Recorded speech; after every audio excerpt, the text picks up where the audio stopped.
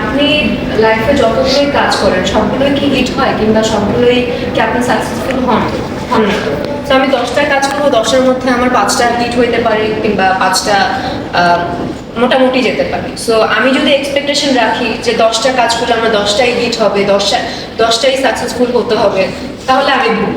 তো কাজ করে যাচ্ছি, কোন সময় কি হয়ে যায় না হয়ে যায় এটা তো আসলে উপরওয়ালার কাছেই, মানে উপরওয়ালার হাতেই, এবং উপর থেকে আসলে প্ল্যানটা আসে।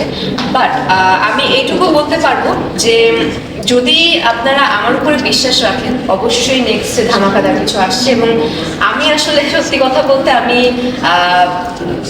সিনেমা করছি কিংবা কাজ করছি লম্বা রেসের ঘোড়া হিসেবে এসেছি। তো আমাকে টাইম দেন, আমি অবশ্যই আপনাদেরকে ধামাকাদার কিছু একটা দিব। সেরকম লিখতে পছন্দ করি। আমি এখন অব্দি যতগুলো কাজ করেছি সবগুলো গল্পই নিজের ছিল, চিত্রনাট্য নিজের করে, এগুলো করতে আমি শান্তি পাই।